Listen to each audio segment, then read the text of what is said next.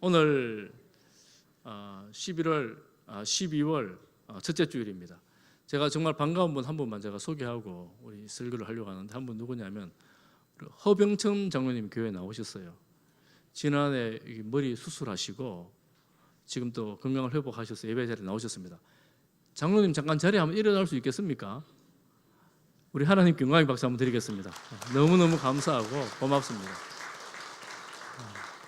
온 성도들의 기도 가운데에 이렇게 회복해 함께 보게 되어 너무너무 앉으시면 되겠습니다. 너무너무 감사합니다.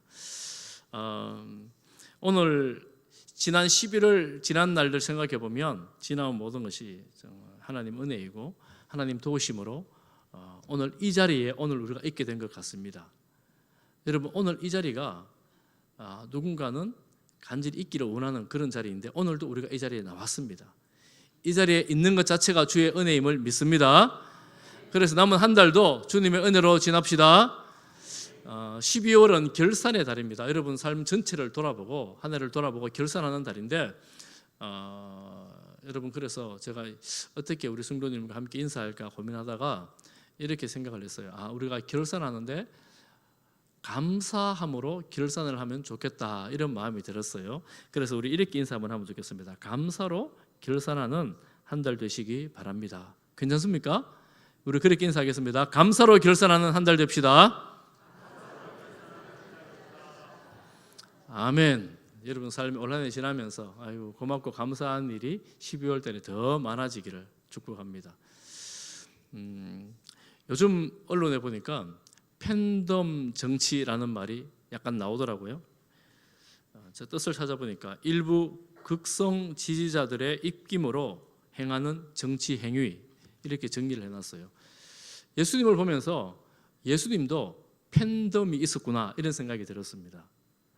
예수님은 가는 곳마다, 치유할 때마다, 또 먹이실 때마다 수많은 무리들이 따라다니면서 우리의 왕이 되어 주세요, 이렇게 요구를 했습니다. 그렇지만 이 팬이라는 것이 끝까지 갈까요? 언제까지 갈까요? 예수님은 오늘 본문부터 보면 사람들이 떨어지기 시작하면서 다 떨어져 나가는 이제 그런 장면을 우리가 봅니다. 오늘 본문의 말씀은 예수님께서 마지막 만찬을 하시고 겟세마네 동산으로 올라가는 길, 그리고 올라가서 하신 일, 그리고 그곳에서 일어난 일에 대해서 기록을 하고 있습니다. 좀 길긴 한데 이 내용을 보면서 우리가 어디를 어떻게 따라가야 되는가를 한번 돌아보는 그런 시간 되기를 바랍니다. 겟세마네로 올라가면서 감람산입니다. 예루살렘 성과 이 감람산, 겟세마네 동산은 멀지 않습니다. 성문을 나와가지고 기드론 시내만 지나면 바로 겟세마네 동산이 있어요. 이 동산에서는 이 예루살렘 성을 보면 성전이 다 잘 보여요. 예루살렘 성 안이 보이는 그런 정도의 거리입니다. 올라가는 길에 제자들에게 말씀하십니다. 뭐라고 말씀하시느냐? 이렇게 말씀하시죠. 너희가 다 나를 버리리라. 그러면서 기록된 바 구약 스가랴 선지자를 인용하면서 제자들이 떠나갈 것이라고 말씀합니다. 한마디 더 하십니다. 28절에 보면 그러나 내가 살아난 후에 너희보다 먼저 갈릴리로 가리라. 예수님께서 살아난다 그러니까 죽으신다는 이야기잖아요. 그리고 살아난다 하잖아요. 갈릴리로 가겠다 말씀하시는데 제자들의 귀에는 이 뒤에 하신 말씀은 들리지 않고 너희가 나를 버리리라 하는 이 말씀만 들린 것 같아요. 그래서 베드로가 말합니다. 다 버릴지라도 나는 버리지 않겠습니다. 예수님께서 베드로를 꼭 찍어 말씀합니다.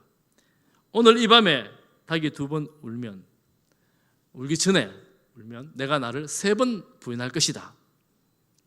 이렇게 예수님 말씀하시죠. 베드로가 충격에 빠집니다.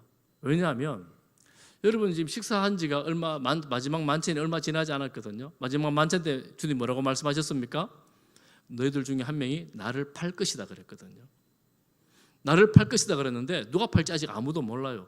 그런데 예수님 길 가면서 너 나를 부인한다 그러니까 이만저만한 충격이 아니죠. 내가 지금 그럼 배신자가 된단 말입니까? 그럴 수 없습니다. 그러면서 죽을지언정 힘있게 말합니다. 죽을지언정 주를 부인하지 않겠나이다. 주님, 저는 한번 따르다가 버리는 팬이 아니고 목숨 걸고 주님 따라가겠습니다. 참 제자가 되겠습니다. 강력하게 예수님께 항의하듯 강력하게 말합니다. 그러니까 따라가던 제자들도 저도요, 저도 죽을지언정 주님을 버리지 않겠습니다. 부인하지 않겠습니다. 이렇게 말합니다. 이렇게 이야기하는 사이 어느덧 겟세마네 동산에 이르렀습니다. 예수님께서 11 제자에게 어느 정도 올라가다가 말합니다. 너희는 여기 앉아 있으라. 그리고 3명만 꼭 집어요. 베드로, 야고보, 요한, 너는 나를 따라오너라. 그러면서 조금 더 가셔가지고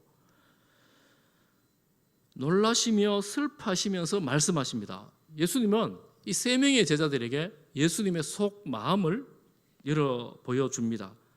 내가 심히 고민하여 죽게 되었으니 너희는 여기에 좀 머물러서 깨어 있으라. 깨어 있으라.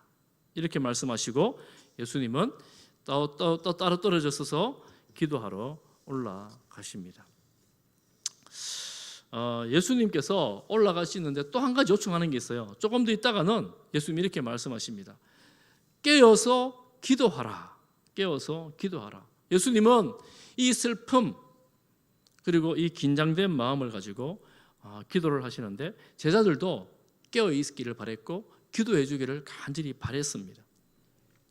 예수님의 기도는 여러분 35절에 보면 땅에 엎드려 기도하시잖아요. 유대인들의 일반적인 기도는 눈을 하늘을 보고 손을 들고 이렇게 기도하는 거예요. 유대인들 일반적으로 이렇게 기도했습니다. 그런데 예수님은 땅에 엎드려서 기도합니다. 성경에 보면 가끔 얼굴을 땅에 대고 얼굴을 무릎 사이에 넣고 무릎을 꿇고 기도하는 장면들이 가끔 나오는데 정말 절박한 심정으로 간절한 심정으로 너무 힘들고 어려울 때 간절할 때에 그렇게 기도했던 예들이 있습니다. 예수님 지금 땅에 엎드려서 정말 간절하게 기도하는데 무엇이라고 기도하느냐 하면 이때가 그냥 지나가면 안 될까요?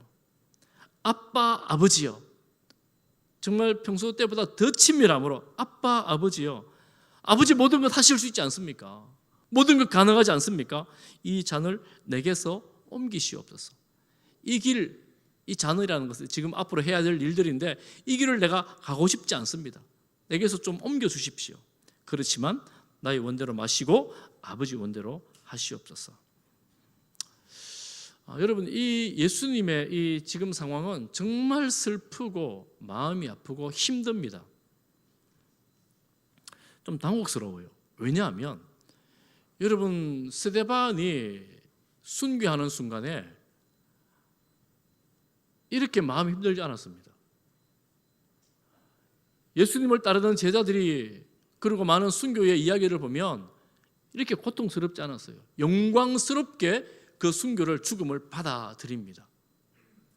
대단한 믿음으로 받아들입니다. 그런데 예수님은 오히려 지금 슬프다 그러고 죽겠다 그러고 제자들에게 하는 말들이 너무 약해 보이는 거예요.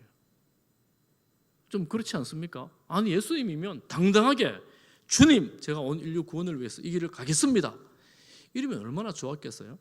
그런데 예수님은 인간이셨고 참된 인간으로 이 고통을 바라보고 있었습니다. 그러니 우리가 위로가 돼요. 어떤 위로가 됩니까? 우리가 신앙생활을 해가면서 이 땅을 살아가면서 좀 믿음 있는 척 할 때가 있잖아요. 신앙 좋은 척 할 때가 있잖아요. 저도 목사다 보니 가끔씩은 막 크게 기도하면서 믿음 있는 척, 신앙 좋은 척 할 때가 있는데 항상 그런 거 아니거든요. 낙심이 되고 실망이 되고 힘 빠질 때도 있고 그럴 때가 있거든요. 약해질 때가 여러분 있잖아요. 다 있잖아요. 그때 우리가 이렇게 척할 필요가 없다고요.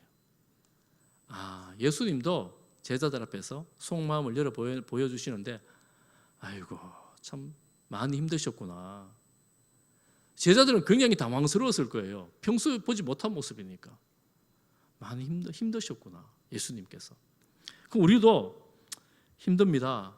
주님, 이거 별로 하고 싶지 않습니다. 이걸 꼭 해야 되겠습니까?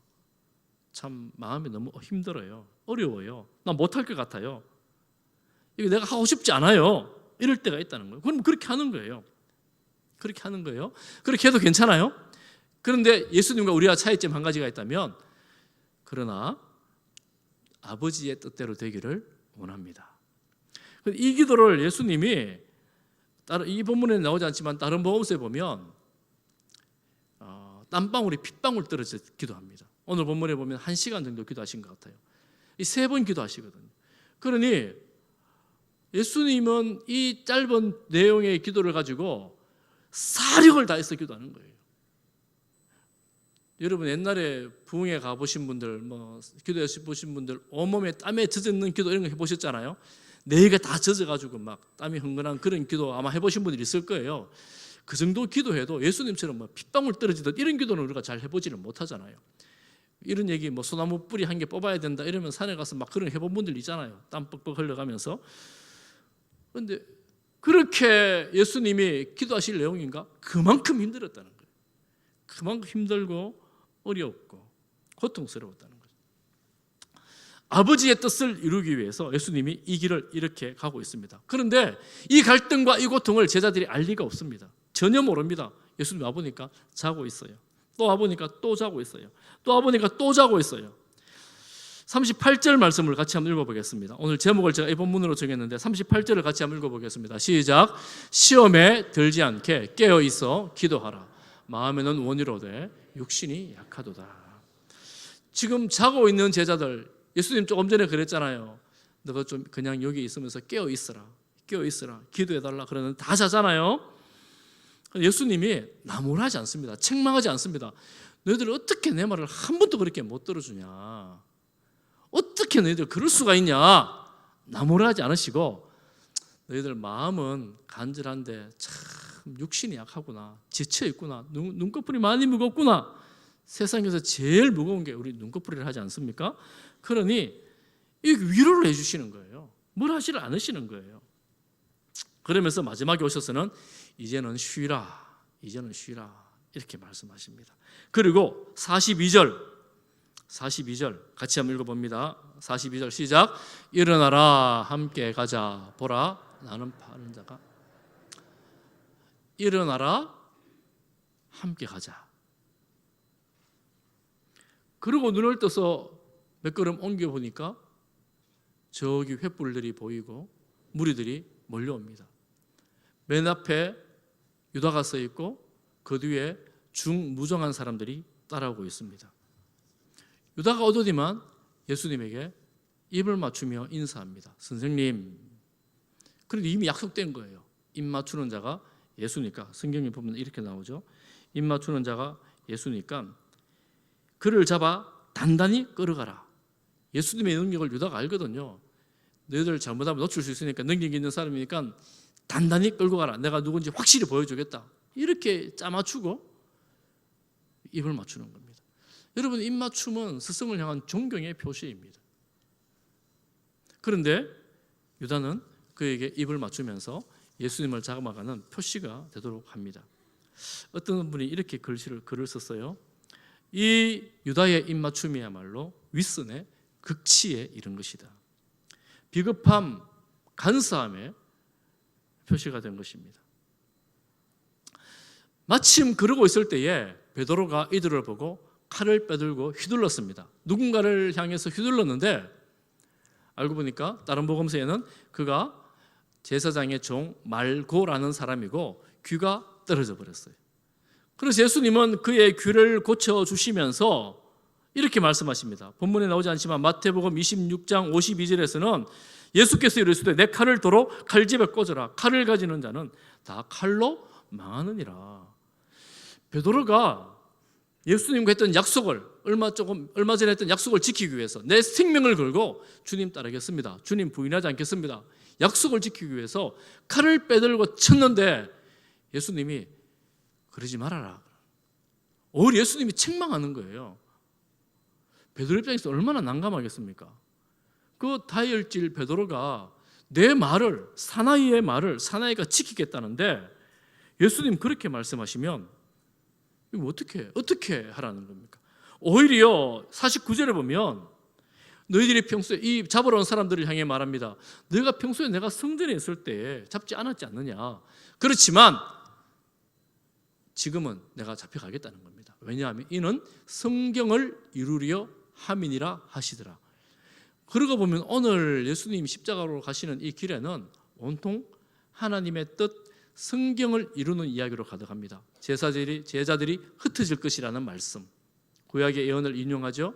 예수님의 기도, 하나님의 뜻이 이루기를 원합니다라는 기도. 그리고 오늘 지금 예수님이 체포되는 것, 성경을 이루기 위해서. 예수님은 모든 관심이 성경을 이루겠다, 하나님의 뜻을 이루겠다라는 것에 집중되어져 있습니다. 그리고 제자들은 너무 당황스러운데 예수님이 잡히는 것을 보고 더 이상 할 도리가 없으니 다 도망가 버리고 말았습니다. 심지어는 51절 52절에 보면 한 청년인데 얘가 예수님 따라가다가 아마 마지막 만찬에서 돕던 청년인지 함께 했던 청년이 뱃이불을 졸다가 이 헛이불을 이 몸에 두르고 따라가다가 너무 놀라가지고 이거 벗어놓고 벗은 몸으로 도망을 가버렸습니다. 그러니 제자들 중에서는 예수님을 따르겠다고 목숨 걸고 따르겠다고 했던 사람들은 그날 밤 다 거짓말처럼 되어버렸습니다. 명분이 있어요. 예수님 잡혀가는데 우리가 못하러 따라가나? 예수님이 포기하는데 우리가 더 이상 무엇을 할 수 있단 말인가? 같이 잡혀가면 어땠을까요? 여러분, 오늘 이 본문을 보면서 우리가 몇 가지 교훈을 얻습니다. 첫 번째는 예수님의 기도에 관한 것입니다. 여러분, 예수님의 간절한 기도에도 불구하고 예수님은 체포됩니다. 여러분 혹시 예전에 간절히 기도해 보신 적 있으시죠? 때로는 어떤 목표를 정해놓고 금식하기도 하고 철야하기도 하고 하루 종일 예배당에 나와서 기도하기도 하고 또 어디 가서 기도원에 가서 기도하기도 하고 아마 이런 경험들 있는 분들이 있을 거예요. 많은 분들이 그러면서 기도의 응답을 경험합니다. 하나님께서 우리의 그 간절한 문제를 들어주시고 해결해 주시는 것을 경험합니다. 그런데 어떤 경우에는 아무리 철야를 하고 금식을 하고 하루 종일 부르짖어도 응답되지 않는 경험을 하죠. 도저히 방법이 없고 할 수도 없고 고통이 떠나가지 않고 너무 힘든 삶을 하루하루 살아가야 되는 그런 때도 있습니다. 그런 마음으로 주님의 기도를 보면 예수님의 기도는 예수님이 하고 싶었던 일, 이 잔을 다른 데로 좀 옮겨 주십시오.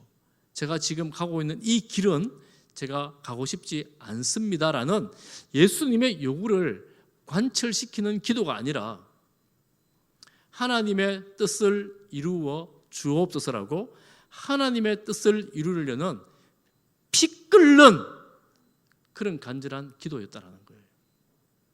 여러분, 그렇게 기도를 보면 기도는 사실은 근본적으로 내 뜻을 관철시키는 과정이 아닙니다. 제가 오후에도 기도에 관한 말씀을 할 거예요. 그런데 기도는 내 뜻을 가지고 시작을 하지만 기도를 깊이 들어가 보면 결국은 주님의 뜻을 이루기를 원하는 길로 나가게 됩니다. 그러면 우리가 주님의 뜻을 전혀 분별하지 않고 내 것만 고집하면 그 기도가 우리 가운데 어떻게 될까요? 어떤 방식으로 이루어질까요? 그래서 우리가 기도할 때마다 가장 중요한 것 중에 한 가지는 하나님의 뜻에 내 뜻을 맞추어가는 겁니다. 주파수를 내게 두는 게 아니라 하나님께 두는 거예요. 여러분, 라디오를 극동방송 켜려고 하면 이 주파수를 맞춰야 되는데 내가 원하는데 라디오 나오라 이러면 나옵니까? 안 나오잖아요. 아무리 내가 원한다고 돌려도 안 나와요. 근데 거기 주파수를 딱 맞추면 그 라디오가 딱 나와요. 우리의 기도가, 우리의 주파수가 하나님께 맞추어질 때 비로소 하나님의 음성이 들려지고 하나님의 뜻을 이루어가게 되는 것입니다. 그러니 우리가 기도할 때 이 기도가 응답이 더뎌지고 잘 이루어지지 않을 때 우리의 기도를 하나님께서 이 상황에서 저를 향해서 하시고자 하시는 뜻은 무엇입니까? 물어가면서 만약 내가 이 길을 계속 가야 된다면 주님, 이 길을 걸어갈 수 있는 힘을 주십시오. 능력을 주십시오. 용기를 주십시오. 견디게 하옵소서. 이렇게 기도해야 되는 거예요. 내 것만 고집하는 게 아니라 하나님 지혜를 주십시오. 알게 하여 주옵소서. 그런데 이렇게 고난을 견디며 인내하며 나갈 때에 마침내 하나님의 영광을 보게 될 것입니다. 그 자리에 하나님의 영광이 있습니다. 내가 바라는 그것들을 이루는 자리에도 영광이 있지만 그것보다 더 크고 놀라운 하나님의 뜻, 하나님의 영광이 이 고난을 지난 이후에 있어지게 된다 하는 것입니다. 그래서 우리는 주님을 봅니다. 여러분, 바울을 보세요. 바울을 보면 하나님께서 이방인을 위한 사도로 불렀습니다. 그런데 이 바울은 그 생애에 선교하다가 투옥되고 선교하다가 매맞고 선교하다가 죽을 뻔하고 남들이 다 죽은 줄 알았어요. 아니, 이방인의 사도로 불렀으면 하나님 끝까지 가도록 감옥에 넣어두면 안 되지요. 풀어 놓아 다니게 해야 되지요. 그런데 하나님은 시시때때로 감옥에 둡니다. 하나님 왜 그랬었을까요? 바울도 아마 의아했을 수도 있습니다. 그런데 알고 보니까 바울은 감옥에 갈 때마다 뭘 하느냐 하면 편지를 씁니다. 그래서 바울의 그 편지거리, 이 신약 성경에 가장 많은 글로 오늘날 성경이 되어 남아 있습니다. 하나님은 바울을 통해서 감옥에서 하나님이 일을 하도록 인도하신 거지요. 지금에서 우리가 볼 수가 있습니다. 그때는 얼마나 힘들었겠어요. 그러니 우리가 이 고난의 때에 분명히 하나님의 의도가 있구나, 하나님의 뜻이 있구나, 하나님의 뜻 가운데에 주님의 영광을 소망하면서 가는 것입니다. 우리에게 그 믿음을 주시기를 축복합니다. 베드로는 여러분 인간적으로 보면 참 멋진 인간이기도 하지만 참 어떻게 참 말하기가 좀 그래요. 생명까지 걸었는데 나중에 예수님을 3번 부인해버리잖아요. 가끔 그런 말 하잖아요. 내가 책임질게. 네 한 명 책임 못 지겠나? 책임질게. 이런 말 들은 분들 계시잖아요.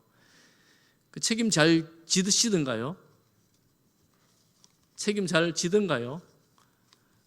그러고 보면 사람 별로 잘 믿을 대상이 안 되지요. 사람들이 좀 그렇습니다. 근데 베드로는 예수님, 내 목숨 걸고 예수님 책임지겠습니다.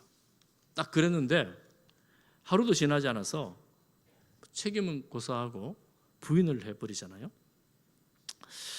우리가 인간적으로 살면서 무슨 수를 쓰더라도 약속을 지키려고, 명세를 지키려고 하는 이 세상이, 여러분 언론 보시면 사기가 얼마나 많은지 몰라요. 오히려 속이려고 작정하고 오는 사람이 얼마나 많은지 모릅니다. 그런데 내가 지키고 싶어도, 내 말을 지키고 싶어도 내게 정말 상상할 수 없는 손해가 끼쳐지고 심지어 나의 생명이 위험해지는 자리에 있음에도 불구하고 내 말을 지키기 위해서 내 자신을 드리는 사람이 얼마나 있을까요? 아니면 박해와 핍박과 고통 가운데서 의도하지 않게 내 입술에서 스스로를 부정하는 말들이 나와버려서 배신자가 아닌 배신자가 되어버리는 그런 상황도 있지 않겠습니까? 베드로가 그런 상황 아니겠습니까? 이때 이런 때가 사람마다 다 경험해요. 여러분 다 경험하지 않습니까? 남의 얘기가 아니잖아요. 경험할 때 우리가 어떻게 반응할까? 그게 굉장히 중요합니다. 어떻게 반응할까요? 여러분 끝까지 버티는 사람이 있습니다. 내 탓 아니야. 저 사람 때문에 그래서, 저 사람 때문에 그래서 끝까지 거짓말하면서 버티려고 하는 사람들이 있습니다. 그렇지만 그런 거짓말들 버티는 건 별 소용이 없습니다. 왜냐하면 이미 세상이 다 알고 있기 때문에 거짓말하고 버텨도 적당한 대안이 되지 못합니다. 한 가지 이렇게 반응하는 사람이 있습니다. 야, 나는 정말 별 수 없는 인간이야. 내가 이렇게 말했는데 나는 정말 약속도 제대로 못 지키는, 의지도 약한 그런 인간이야. 누가 나를 신뢰하겠어? 나는 끝났어. 나는 더 이상 소망이 없어. 이러면서 어둠의 동굴로 들어갑니다. 이 길은 유다가 갔던 길입니다. 이 길로 가면 안 되지요. 누가 그래요? 사단은 과거 지향적이다. 사단은 우리의 과거를 가지고 덜덜 볶습니다. 네가 과거에 이런 일을 했잖아. 과거에 거짓말했잖아. 과거에 사기쳤잖아. 누군가에 피해를 입혔잖아. 네 과거를 봐. 너는 별 수 없는 인간이야. 너는 아무것도 할 수 없는 인간이야. 아무도 너를 믿고 따르지 않아. 속삭이듯 말합니다. 너는 아무것도 못해. 사단은 우리의 과거를 보면서 우리를 한 걸음도 내딛지 못하도록, 나아가지 못하도록 그렇게 만듭니다. 여러분이 사단의 시험을 끊어내야 합니다. 사단의 시험에 대해서 단호하게 끊어내야 됩니다. 예수 이름으로 떠나가라. 사단의 이 도전 앞에 우리가 끊어내야 돼요. 그게 질질 끌려다니면 안 된다는 거예요. 과거의 이야기로, 먼 옛날의 이야기로, 10년, 20년 전의 이야기로 우리 인생이 좌우될 수가 없다라는 거예요. 사단은 과거를 갖고 우리를 자꾸 붙잡고 있지만 우리는 앞으로 나가야 되는 하나님의 자녀입니다. 과거를 주께 맡겨버려요. 여러분, 과거에 다시 돌아갈 수 있습니까? 과거를 바꿀 수 있습니까? 아무것도 못해요. 누가 자꾸 그러거들랑 아유 그때 내가 죄송해요 미안해 하고 과거를 좀 흘려보낼 필요가 있어요. 하나님께 맡겨버릴 필요가 있습니다. 오해하면 안 돼요. 내가 막대한 손해를 입혔으면 그 손해 입힌 것에 대해서 내가 도와주고 갚아주고 이런 책임을 지는 자세가 필요합니다. 그럼에도 불구하고 과거를 우리가 주께 맡기면서 주님을 바라봐야 하고 미래로 나가야 합니다. 어떻게 나가야 되나? 그 과정에 필요한 것이 베드로가 했던 것입니다. 마가복음에는 상세하게 기록되어 있지 않은데 누가복음에 보면 이렇게 기록합니다. 누가복음 22장에 보면 22장 61절에 우리 같이 한번 읽어보겠습니다. 시작. 주께서 돌이켜 베드로를 보시니 베드로가 주의 말씀 곧 오늘 닭 울기 전에 내가 3번 나를 부인하리라 하심이 생각이 나서 62절 뭐 한다고요? 왜 통곡하게 됐습니까? 61절에서 왜 통곡하게 됐어요? 뭐가 생각나서요? 주의 말씀이 생각이 나서. 우리가 좌절하고 낙심하고 야 이거 정말 아닌 것 같아, 뭔가 잘못된 것 같아 이런 생각이 들 때, 내가 무기력하고 이런 생각이 들 때 주의 말씀이 생각나서 주님 앞에 나갈 때에, 그리고 터지는 눈물이 있을 때에 이런 생명이 있습니다. 예수 믿는 성도의 생명은 바로 그 자리에 있습니다. 내가 성공하고 내가 잘되고 내가 다른 모든 사람들보다 앞서기 때문에 우리에게 생명이 있는 것이 아니라 우리가 주님 앞에서 흘리는 눈물, 회개의 눈물, 나를 돌아보면서 주님, 제가 주님을 부인하고 말았습니다. 주님 말씀을 지키지를 못했습니다.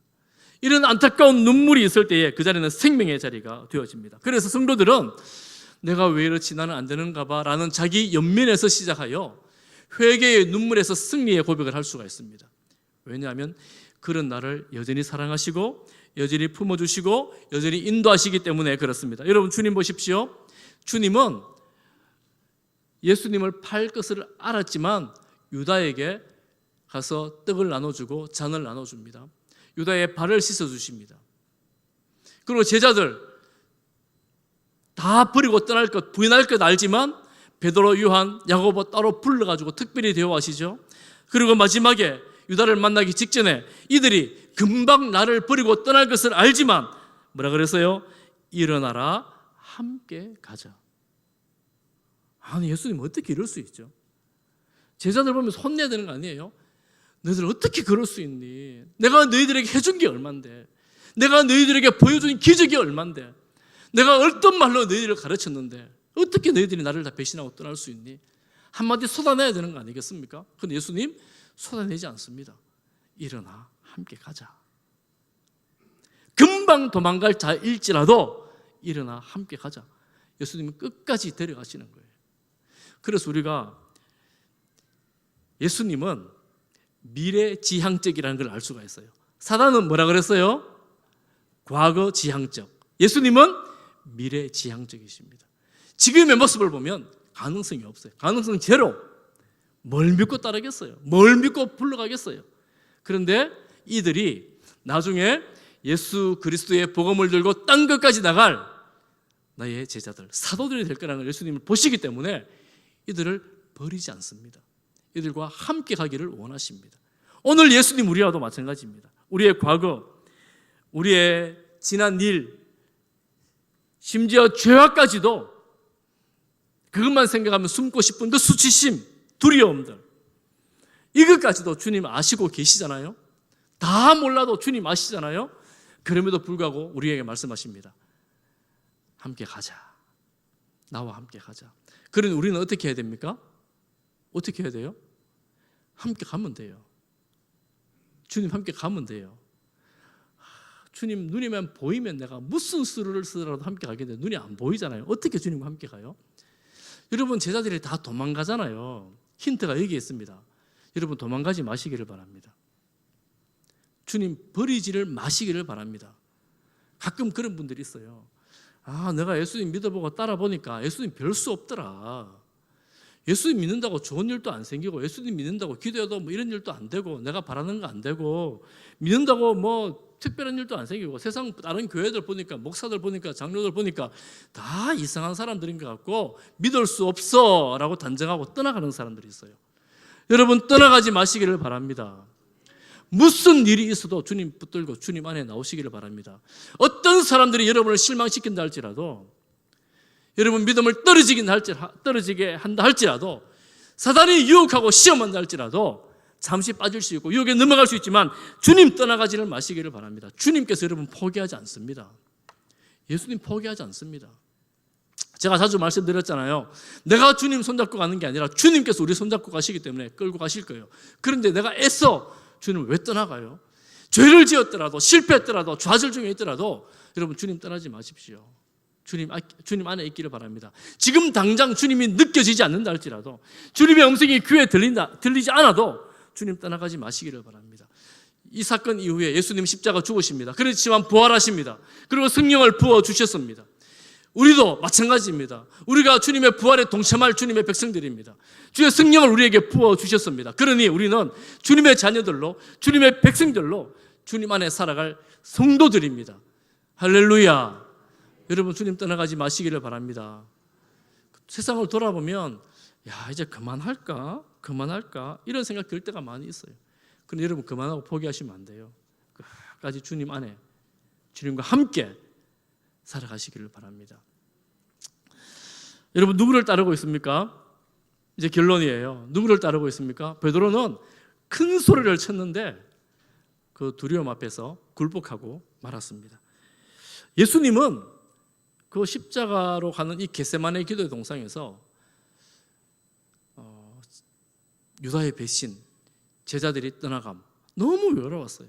사실은 십자가로 가는 십자가에서 예수님은 어찌하여 나를 버리시나이까?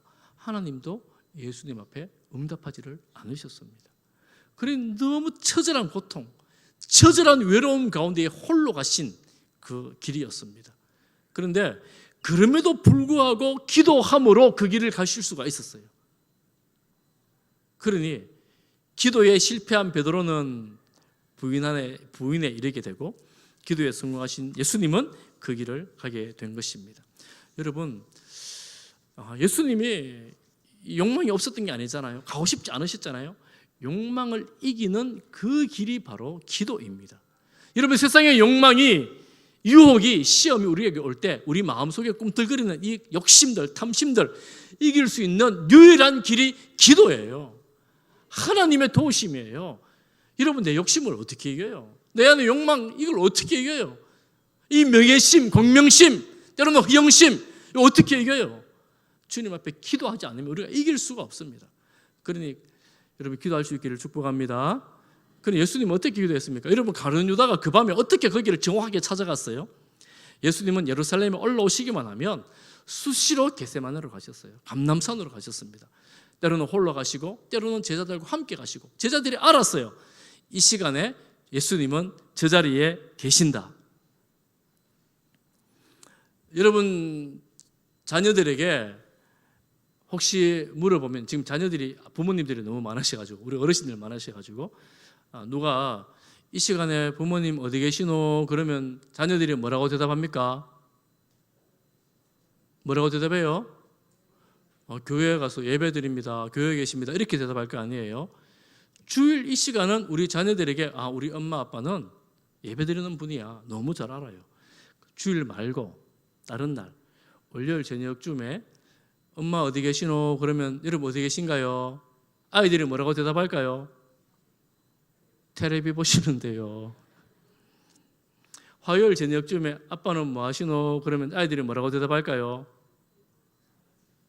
운동하시는데요. 알잖아요. 아이들이 다 알아요. 다 보고 있어요. 안 보는 것 같지만 저는 이렇게 되기를 간절히 바랍니다. 금요일 저녁에 뭐 하시노? 그러면 기도하시는데요. 수요일 저녁에 뭐 하시노? 그러면 예배 드리는데요. 아니요, 매일 아침에 엄마는 아침에 일어나시면 뭐 하시노? 성경 보고 기도하시는데요. 우리가 이 거룩한 습관들, 말씀 보는 습관들, 기도하는 습관들을 여러분 자녀들에게, 여러분 가족들에게 보여줘서 이 시간에 거기 가면 만날 수 있어. 이런 우리 성도님 되기를 간절히 소망합니다. 왜냐하면 우리의 이 싸움이라는 것이, 다시 말씀드립니다, 육신의 싸움이 아니에요. 에베소서 6장 12절에 우리의 씨름은 혈과 육을 상대하는 것이 아니요 통치자들과 권세들과 이 어둠의 세상 주관자들과 하늘에 있는 악한 영들을 상대함이라. 우리가 싸우는 대상은 눈에 보이지 않습니다. 그러니 힘들어요. 예수님 눈에 보이지 않습니다. 그러니 따르기도 힘들어요. 그런데 이 싸움은 예수님께서 이미 이기신 싸움입니다. 그래서 이 전쟁에서 이길 수 있는 유일한 방법이 예수님을 의지하고 하나님을 의지하는 것입니다. 성령으로 인도함을 받는 것입니다. 우는 사자처럼, 때로는 두려움으로, 때로는 강명의 천사로 유혹할 때 어떻게 이겨요? 기도하면서, 분별함으로 이겨나가는 것입니다. 그러니 우리가 예수님께서 우리를 버리지 않으시니 예수님처럼 깨어 기도해야 되겠다. 간절히 기도하는 우리 성주교의 모든 가족들 되시기를 간절히 바랍니다. 그런데 제가 보니까 혼자는 정말 힘들어요. 혼자는. 그래서 함께 하는 겁니다. 그래서 함께 하는 거예요. 여러분 1시간 기도한다 그랬잖아요. 오늘 예수님 1시간도 깨어 있을 수 없더냐 그랬잖아요. 1시간 혼자 기도하기가 쉽습니까? 혹시 난 1시간 기도 잘할 수 있다. 아무도 손 안 드시네요. 어쨌거나 1시간 기도하는 거 여러분 쉽지 않습니다. 집중해서 기도하기 쉽지 않습니다. 그런데 함께하면 할 수 있어요. 함께하면 할 수 있습니다. 여러분, 우리가 주님 앞에 나와서 함께 기도하고 함께 기도하는 자리에 하나님 임재 가운데 나가는 우리 모든 성지의 권속들 되시기를 바랍니다. 과거에 매여 있지 말고 미래에 하나님께서 이루실 일을 꿈꾸면서 기대하면서 주님 바라며 나가는 우리 성지의 권속들 되시기를 축복합니다.